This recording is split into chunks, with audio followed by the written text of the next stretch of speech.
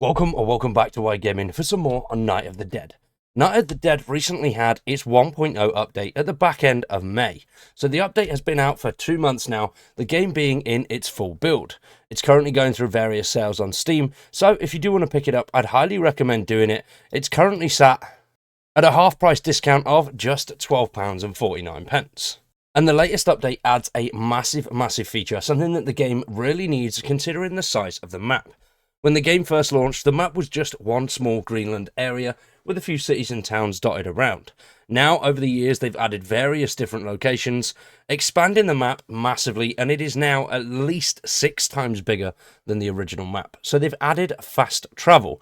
Alongside this update, this is development update 20, they've also added loads of other stuff, which includes bug fixes, loads of random little bits like that, and the biggest feature is obviously the fast travel, which is a much needed feature, because it takes you a hell of a long time to get from one side of the map to the other.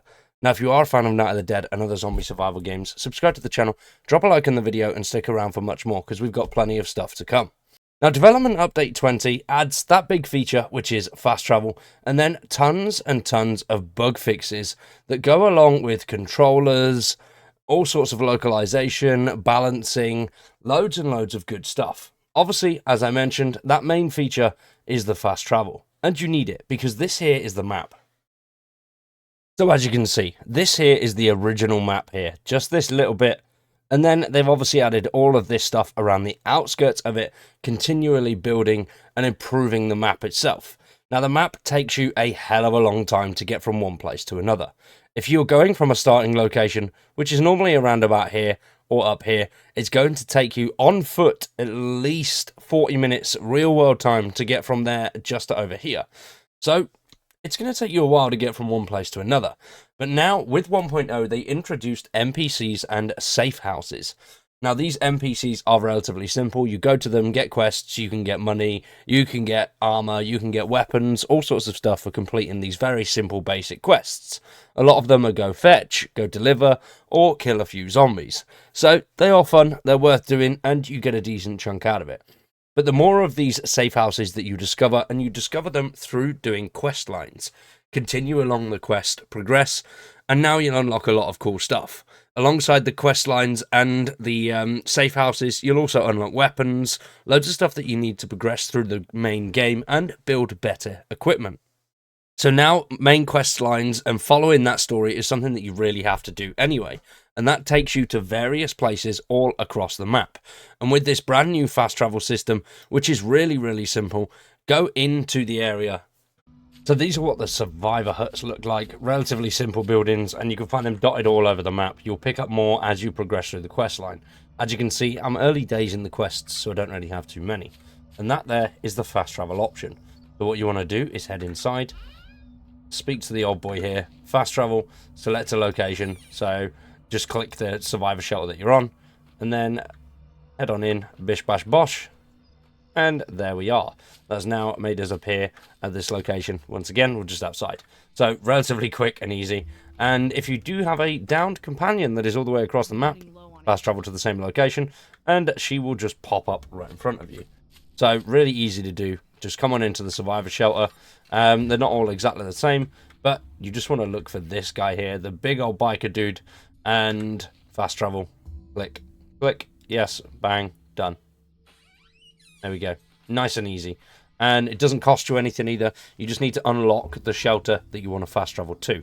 So obviously, as you can see, I've only got this one, but the more you progress through the storyline, the more shelters you'll unlock and the more areas you'll be able to actually fast travel to. So it's a simple but much needed and much welcomed feature. But as well as that, they've also added loads and loads of updates to make the game more stable. So they've added different ways for controller settings to be changed. So if you are playing with a controller, it's now much more user-friendly than what it was beforehand. Alongside that, they've also balanced out a few things. So now you can only enter shelters at certain areas, similar to the traders in 7 Days to Die. So you can enter them between 6 AM and 7 PM, and then 9. So they've changed it from between 6 AM and 7 PM to now 4 AM to 9 PM. So you can get in there quite a bit earlier than what you could beforehand. So if you are building a base nearby and you want to go and farm quests, it's now much more viable to do so.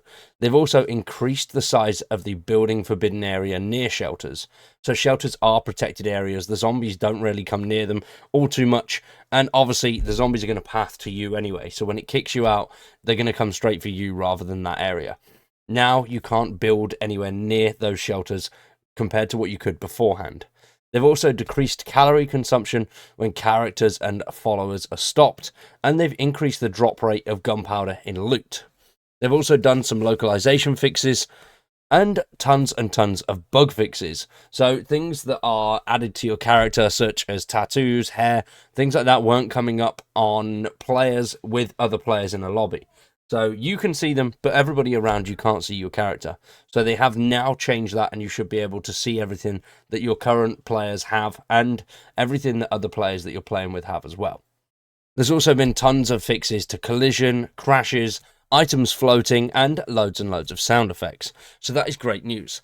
If you do have any bug issues, then head over to Steam and let them know. You can email them over with screenshots, videos, all sorts of that stuff, and that will help them get that fixed a lot quicker. Now, if that does sound good and you are enjoying Night of the Dead, we do a Night of the Dead playthrough every Monday at 10 PM UK time. That one will do a couple of missions and then take on a horde. We're currently at day 6. If you do want to check it out, it is in the top right-hand corner now. Now, I will address an elephant in the room, and that is the recent reviews.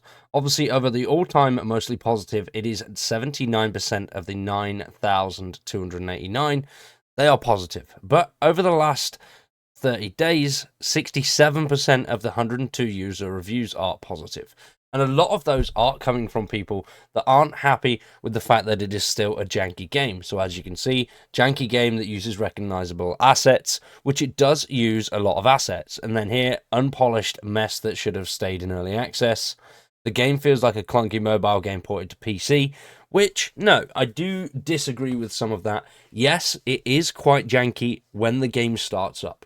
Now, when I'm playing for the first sort of 15 to 20 minutes, I do have some performance issues, and then it sort of levels itself out and everything works out fine.